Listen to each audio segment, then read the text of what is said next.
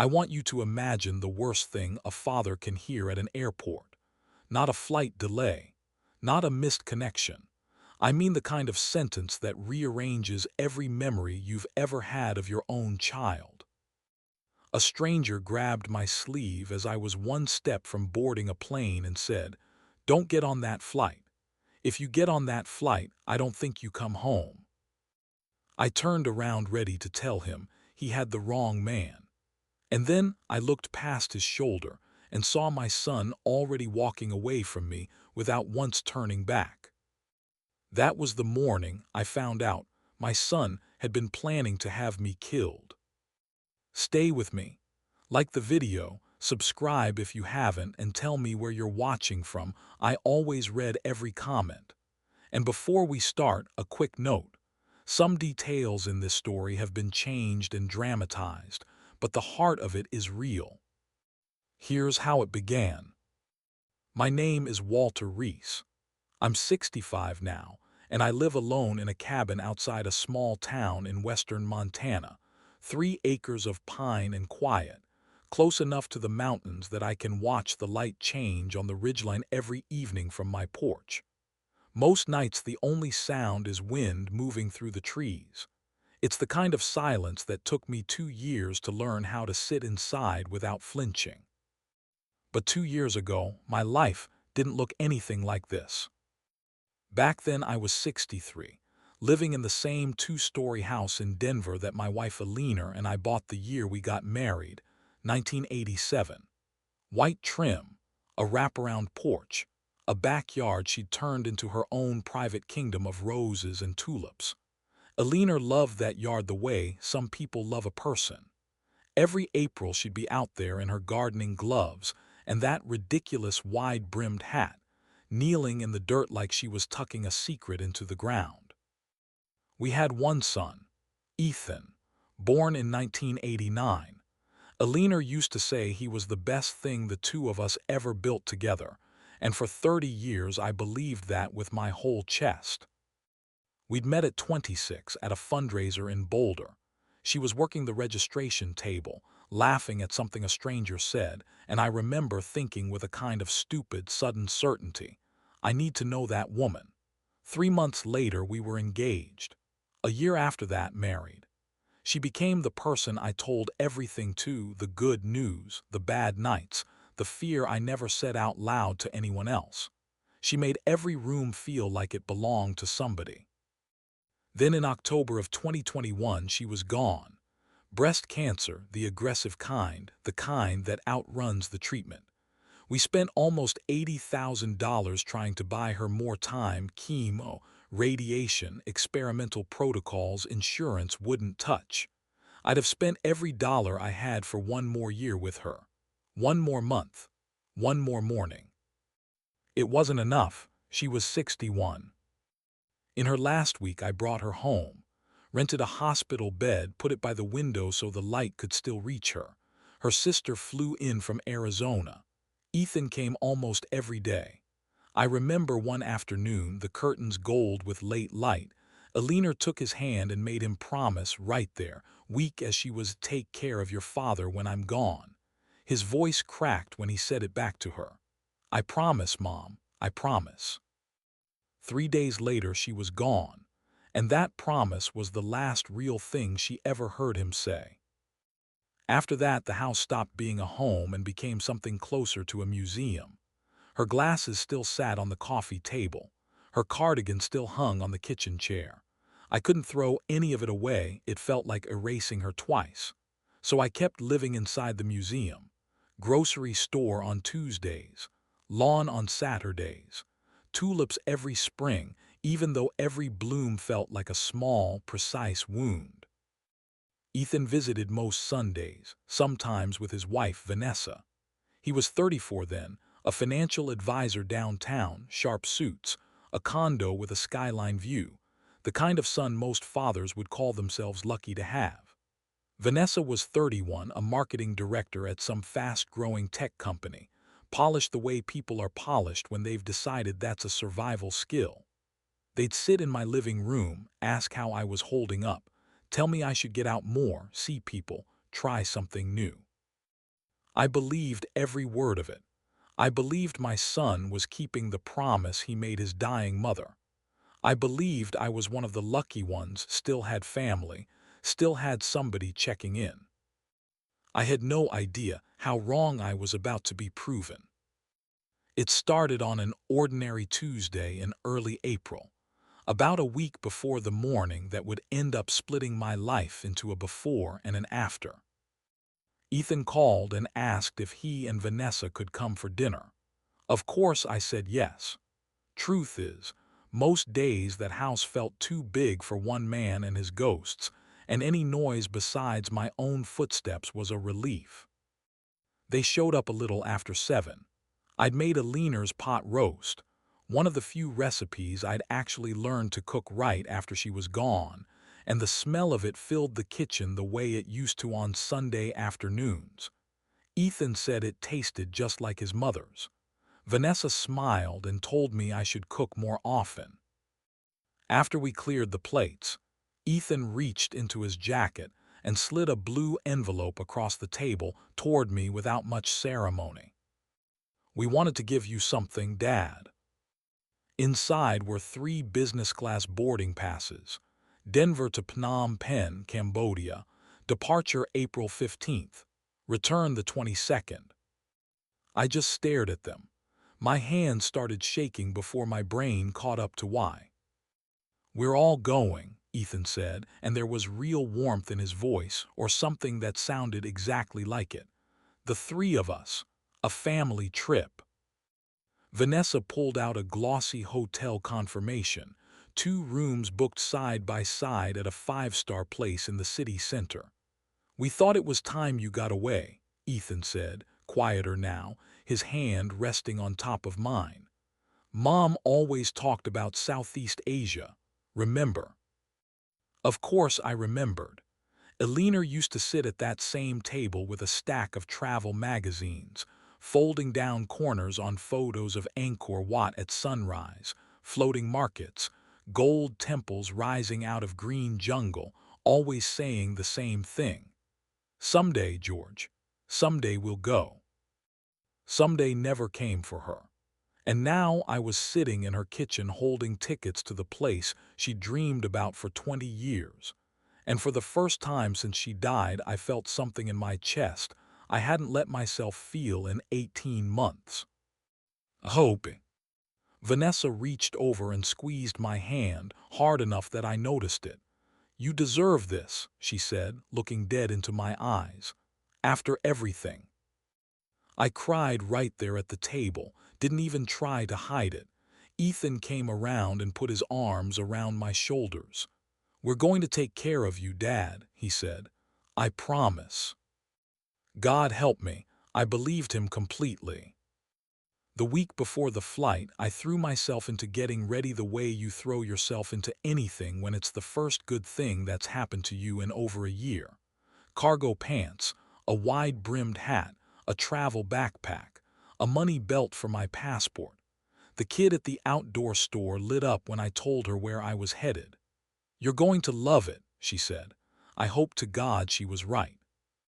I read every page of a Cambodia guidebook at that kitchen table each night, imagining the 3 of us at the temples, at the night markets, on a boat drifting down the Mekong at sunset. I called my old friend Frank, my neighbor of 15 years before he moved out to Boulder, and told him the news. "About damn time," Frank said, laughing. "Eleanor wouldn't want you locked up in that house forever, Walter. She'd want you out there living." He was right, but looking back now, there were things I noticed and refused to let myself really see. Ethan came by twice more that week, supposedly to help me pack. Both times he seemed somewhere else entirely, phone in his hand, leg bouncing, jaw tight like he was grinding his teeth in his sleep. When I asked if something was wrong, he'd just shake his head. "Work stuff, Dad. Don't worry about it." Vanessa, meanwhile, was almost too warm. Every time she talked about the trip it sounded rehearsed, like she was reading lines for an audience only she could see. Her smile never quite made it to her eyes. There was something flat behind them, something I couldn't name and didn't try very hard to. I told myself I was imagining things. Told myself I was just nervous about traveling again after so long. Told myself 2 busy professionals clearing an entire week for me was generosity, not a warning sign. I was wrong about almost all of it. The night before we left, I stood in the doorway of the bedroom Alina and I had shared for 35 years. It still smelled faintly of her, lavender and vanilla. "We're finally going to see the places you dreamed about," I whispered into the dark. "All 3 of us." I went to bed that night hopeful for the first time in what felt like forever. I had no idea that hope was about to be used against me. They arrived at 4:30 in the morning. I was already at the door, bags packed, passport tucked inside my jacket, too excited to have slept more than a few hours. "Morning, Dad," Ethan said. His voice came out strange, flat, almost mechanical, like a line he'd practiced saying. Vanessa's smile from the porch didn't reach her eyes either. "Morning, Dad," she echoed. We loaded the car in near silence and pulled out into a sky that hadn't started to lighten yet. I was too wound up to notice the quiet at first. I filled it myself, talking about the temples I'd read about, the royal palace, the food at the market, the Sunset River cruise. Neither of them said a word back. "You okay, son?" I finally asked. "Yeah, just tired." He didn't look tired. He looked wired, like something under his skin was trying to climb out. His phone buzzed, then buzzed again.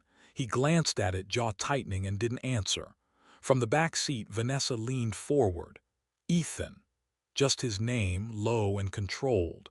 Their eyes met in the rearview mirror for 1 second too long. Something passed between them I wasn't part of.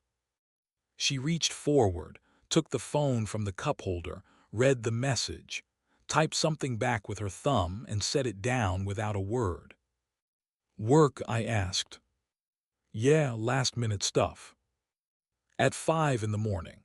I pushed the thought down and kept talking, telling him it reminded me of teaching him to drive at 16, how he'd stalled the car 3 times before we made it to the end of the block, how proud his mother had looked waving from the porch. Nobody answered me. I stopped trying to fill the silence after that.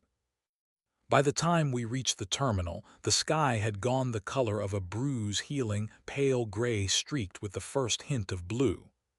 Ethan parked, popped the trunk, and his movements were jerky, almost frantic, like his body had opinions his mind wasn't listening to.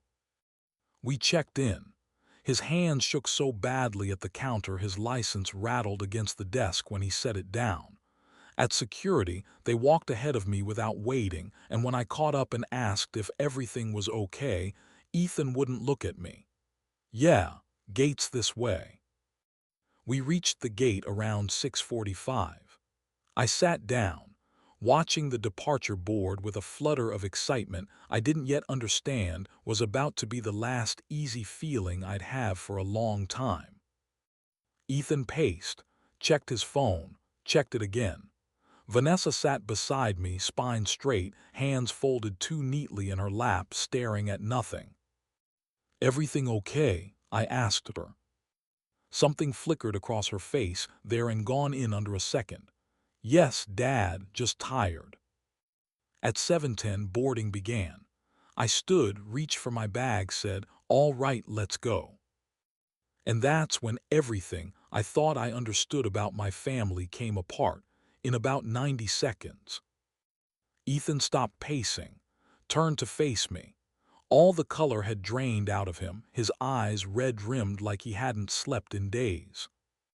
He grabbed my hand. "Dad, I need to tell you something." "What is it?" He opened his mouth. Nothing came out.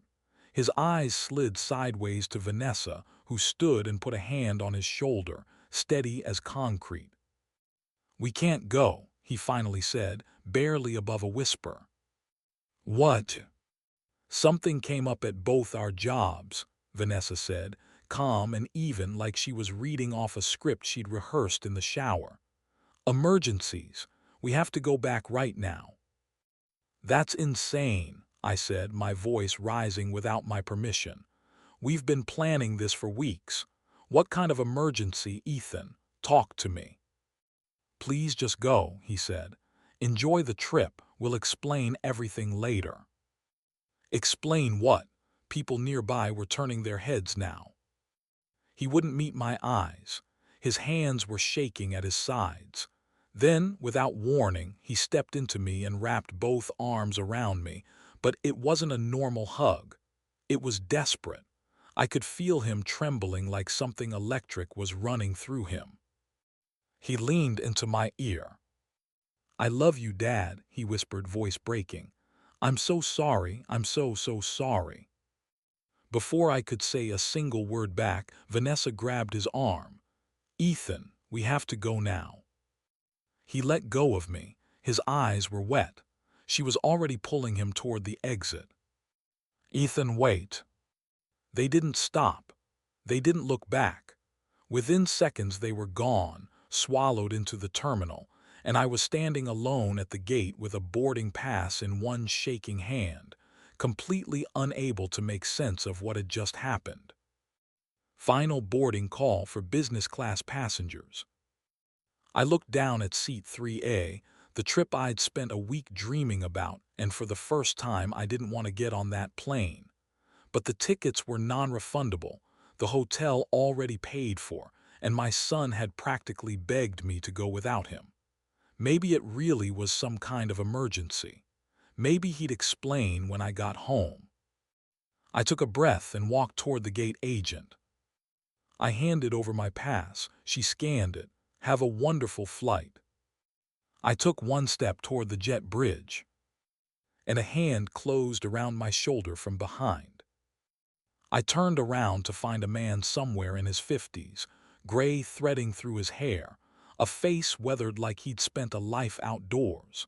Flannel shirt, steady eyes that didn't waver when I looked at him, irritated and confused. Sir, he said quietly, please don't get on that plane.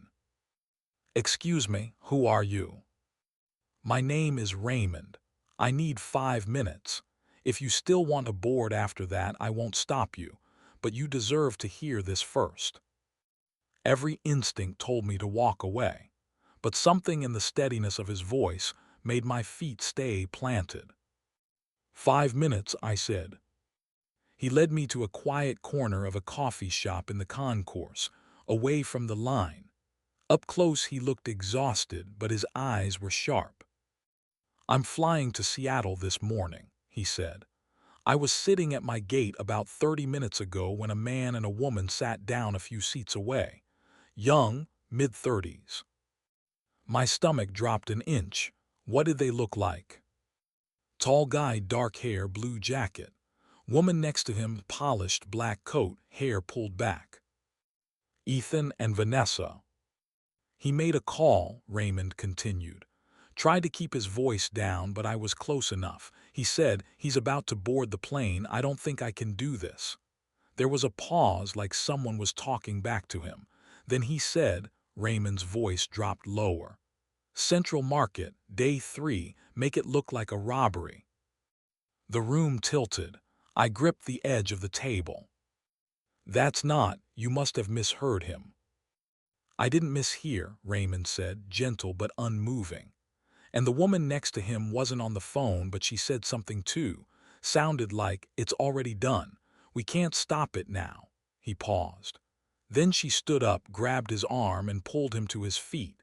I followed them. They walked over to an older man who looked happy, excited, like he was about to go on the trip of his life. That was me, I said, barely a whisper. They didn't board with you, Raymond said quietly. They just left you standing there. He looked at me steadily. There was something else. They mentioned money, a lot of it, and life insurance. The word hit me like a physical blow. I need to be sure, I said, my voice shaking. I need to know this isn't some terrible mistake. Raymond looked at me for a long moment. "Maybe it is a mistake," he said, "but are you willing to bet your life on that?" My hands were trembling so badly I nearly dropped the phone twice before I got Frank's number to dial. It was 7:40 in the morning. He answered groggy, confused. "Walter, it's not even 8. Frank, I need you to do something for me right now, please." I heard him sit up. "What's wrong?" I told him everything, fast and shaking. The stranger, the overheard call, Cambodia, life insurance. When I said the words out loud, they sounded insane even to me. "I need you to go to my house," I said. "Use the spare key. Check my desk, my files. I need to know if there's a policy I don't know about. I need to know if Ethan's the beneficiary." Silence on the other end. Then, "Okay, I'm getting dressed. I'll be there in 30 minutes. I sat back down at that little table, coffee going cold in front of me, and watched the departure board flicker. My flight left without me. At 9:00, my phone rang. I answered before it finished the first ring. "Frank." The moment I heard his voice, I knew. "Walter, I'm in your house. I found something." My heart slammed against my ribs. "What?" "A life insurance policy. New, dated 3 months ago." A pause. "$350,000. Another pause, longer. "Beneficiary is Ethan." I couldn't speak. "Walter, I've seen your signature 100 times helping you with Aliner's paperwork. This one's wrong.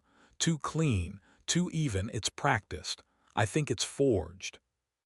"There's more," he said before I could even process that. "A withdrawal 2 weeks ago, $12,000 online, and the IP traces to Ethan's neighborhood." He was quiet a second. "There's a laptop here, Ethan's, I think, left from a visit. I opened it, Walter. Search history from 2 weeks ago. Life insurance payout timeline. Accidental death Southeast Asia. Central Market Phnom Penh crime statistics." My goodness. I pressed my palm This against my is forehead, so like I could crazy. physically hold my skull together. "Emails too," Frank said, voice cracking now. "Between Ethan and some anonymous account. Subject line, arrangement confirmed, Central Market, day 3. Payment 12,000, half up front, half after." He stopped. "And texts, Walter, this morning, 6:45. She texted him, 'Is he on the plane yet?' He wrote back, 'Almost. I can't do this.' She wrote, 'You don't have a choice. It's already in motion. Make sure he boards.'" Everything in me went still. "Walter," Frank said, "I'm calling the police right now. Stay exactly where you are." I don't remember hanging up. I just remember sitting there, completely hollow, while the airport moved around me like nothing in the world had changed. My son had tried to have me killed for $350,000. At 9:45, 2 people in plain clothes approached my table. I knew before they showed the badge. "Mr. Reese, I'm Detective Bradley, Denver PD. This is Officer Wells. Your friend Frank contacted us." They sat and I told them everything, the tickets, the tension in the car, the abandonment at the gate, Raymond's warning. Bradley asked if Raymond was still nearby, and Officer Wells found him a minute later, sitting patiently just outside the coffee shop as if he'd known they'd come. Raymond repeated his account word for word. The phone call.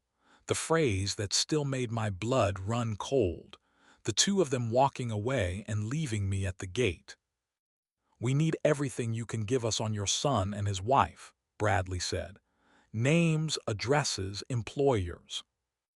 I gave them all of it, my voice steady even though nothing inside me was. "We'd like you to come to the station," Bradley said. "We're moving fast on this." By 1 p.m. I was sitting in a cold gray interrogation room while Bradley laid out documents like a hand of cards nobody wanted dealt to them. The forged policy, the withdrawal, the forensic handwriting analysis confirming what Frank suspected, a signature copied too carefully to be real. "We executed a search on your son's residence," Bradley said. "We seized both their devices." An hour later, he came back with a laptop and turned the screen toward me. "A significant portion of this points to your daughter-in-law as the one running the plan." He opened an email, "Final confirmation. Arrangement confirmed. Central Market, Phnom Penh. Day 3. Target, elderly male solo traveler. Payment $12,000, half up front, half on completion. Make it look like a robbery gone wrong." He opened the morning's texts.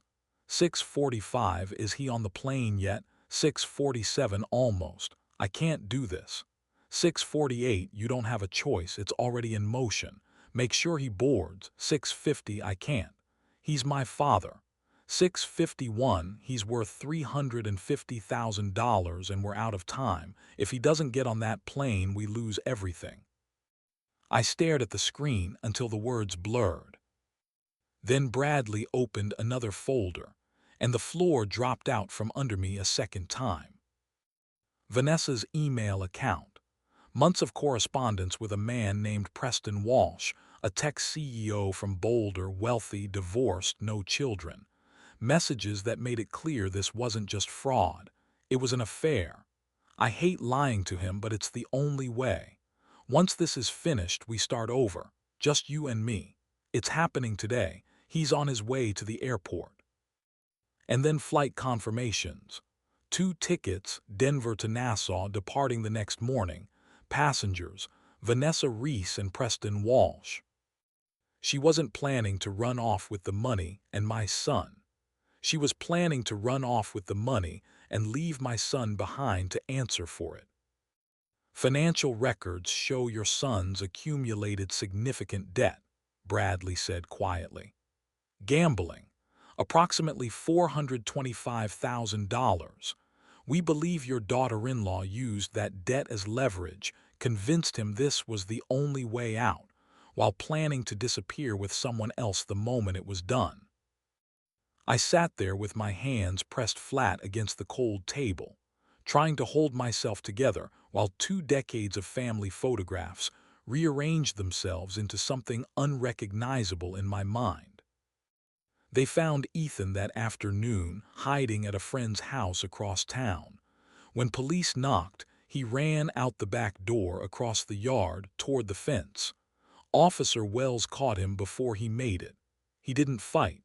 He just went down into the grass and started sobbing. "Oh God, I didn't want this. I didn't want this to happen." At the same hour, a second team hit Vanessa's condo. She was home, packing 2 suitcases. When officers announced themselves, she blinked at them like she genuinely didn't understand, then tried the innocent act, then the tears, before finally trying to shift the blame entirely onto Ethan. The suitcase in her closet had $18,000 in cash wrapped inside a sweater, the second half of the payment to the man in Cambodia. That evening, Bradley told me my son was asking for me. "He wants to explain," Bradley said. "You don't have to see him, but if you want to hear it directly, this is your chance." I walked into that interrogation room and sat down across from my own son in handcuffs, and for a moment neither of us said anything at all. "Why, Ethan?" I finally said. "Why did you try to have me killed?" He couldn't hold my eyes. "I was desperate, Dad. I didn't know what else to do." He told me about the poker game that started it, early last year, just a few guys from work, supposed to be nothing. How the losses kept compounding until he was down $150,000, then borrowing from people who don't send polite collection letters. How the debt hit $425,000 and 2 men showed up at his condo and beat him, told him he had 10 days, told him they'd hurt Vanessa, told him they'd hurt the baby. "There was no baby," I said. I already knew, Bradley had told me, but I needed to hear him say it. He nodded, crying. "She lied about all of it." "Why didn't you come to me? I would have found a way to help you." I was ashamed, he said, "and she told me you didn't have enough. She said Mom would understand. She said Mom would want us to be happy." I stood up so fast the chair screeched against the floor. "Your mother," I said, "made you promise to take care of me on her deathbed." "I know," he said, collapsing forward onto the table. "I know, Dad, I broke everything." He told me the rest, how Vanessa found the man online, made all the arrangements, transferred the money. How all he had to do was make sure I boarded the plane. How he couldn't do it. How he tried to stop it at the gate and she'd texted him it was too late. The money was already sent. There was no turning back. I looked at him on his knees on that floor, cuffed to a table, and I saw both things at once. The boy I taught to ride a bike, and the stranger who let a woman convince him my life was worth less than his debt. "I can't look at you anymore," I said, and I walked out. I never went back into a room with him again. I didn't watch Vanessa's interrogation.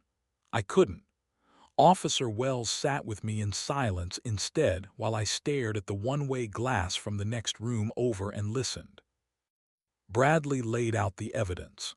She asked for a lawyer almost immediately, and when he told her exactly how much they had, something in her calculation shifted, and she started talking, not because she was afraid, it seemed, but because she'd decided talking was now the more efficient move. "Ethan's weak," she said, flat as a closed door. "He buried us in debt. I needed a way out." She admitted to the affair with Preston Walsh without a trace of shame. "He's successful. Everything Ethan isn't." She admitted to researching the contact in Cambodia, to the transfer, to the tickets to the Bahamas. "Tell me about Walter Reese," Bradley said. "He's 63, she said, like she was reading a spreadsheet. "His wife's gone. He's alone. He has money sitting in the bank doing nothing." It made sense. It made sense. 4 words that told me everything about what I'd let into my family. Preston Walsh, when they brought him in that evening, had no idea any of it was happening. He thought Vanessa was getting a divorce from an abusive husband. When Bradley told him the truth, the man looked physically ill. He was cleared within the hour. Just another person she'd used and discarded on her way out the door. The case went to trial that July in a packed Denver courtroom. Cameras banned, but sketch artists lined up along the back wall. I sat in the front row of the gallery with Frank on one side and Raymond on the other, the only 2 men who'd kept me upright through all of it.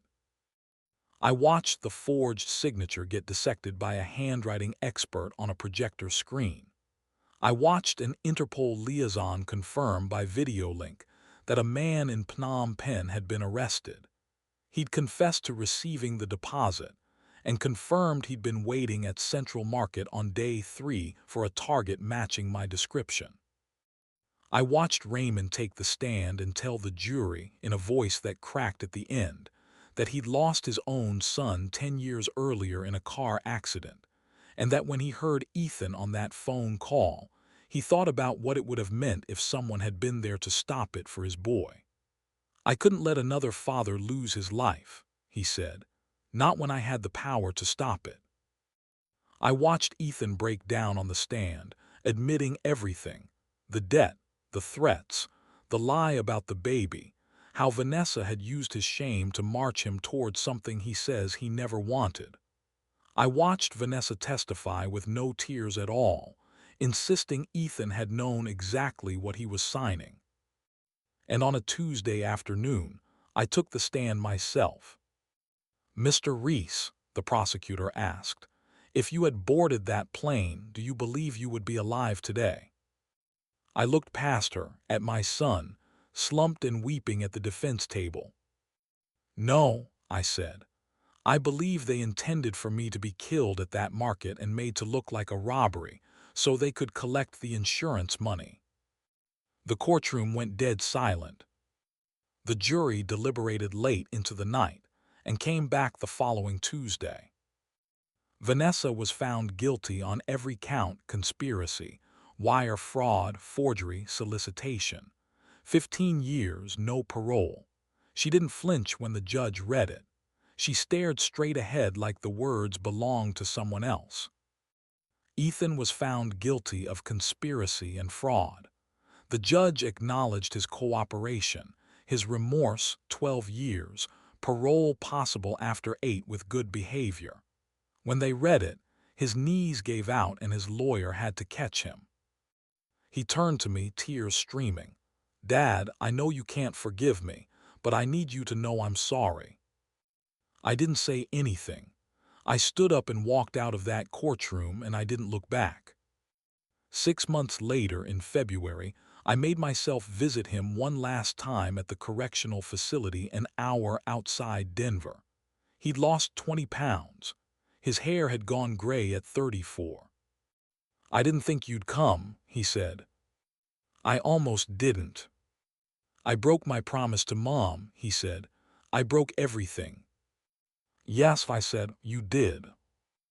I looked at him and saw both the boy who used to grin at me from a bicycle in our driveway and the man who'd let his wife convince him my death was a business decision.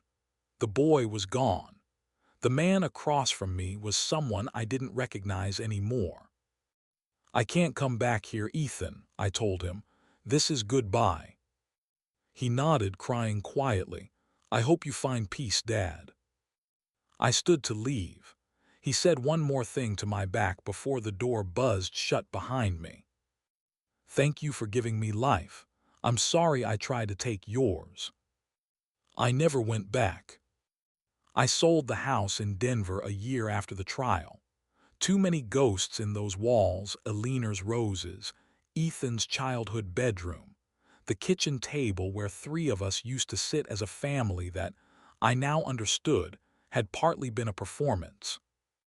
I moved to Montana to be near Frank, bought 3 acres of pine and quiet at the base of the mountains, and started slowly to remember how to breathe. It wasn't easy.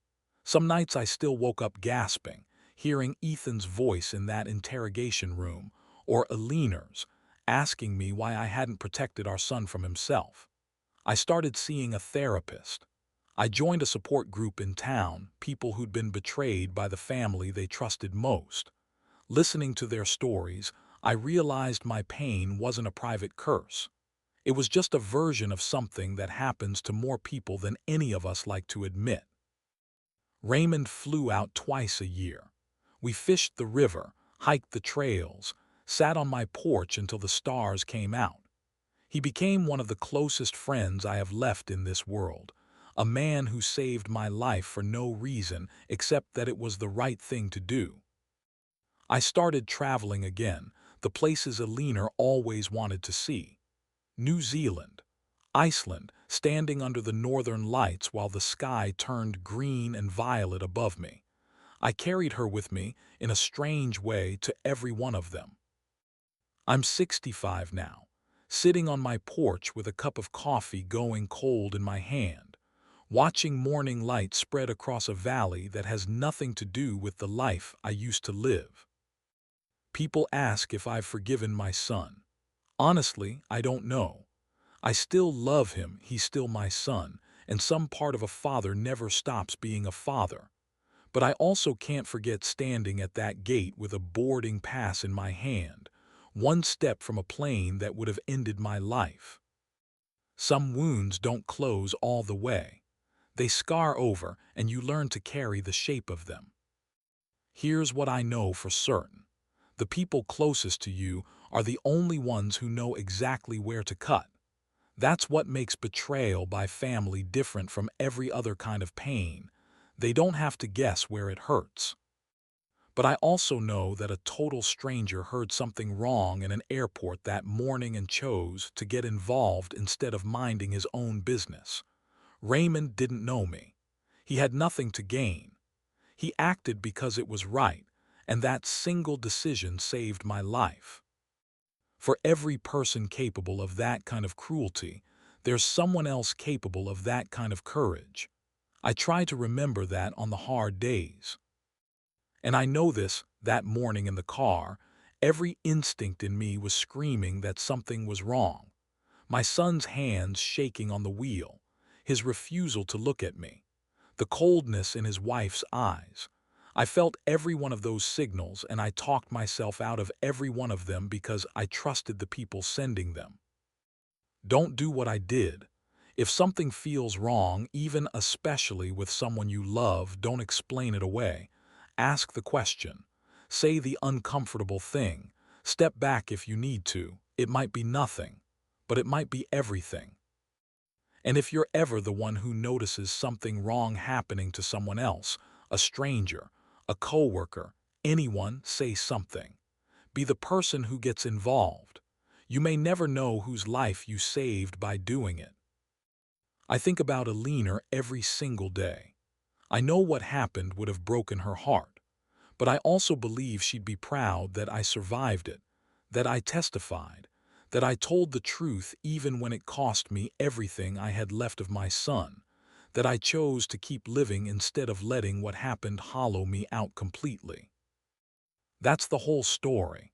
If it meant something to you, tell me in the comments. I read everyone. And if you take one thing from this, let it be this. Trust is precious, but it isn't proof. Pay attention to the people who love you. Sometimes the warning is right in front of you, and all you have to do is choose to see it.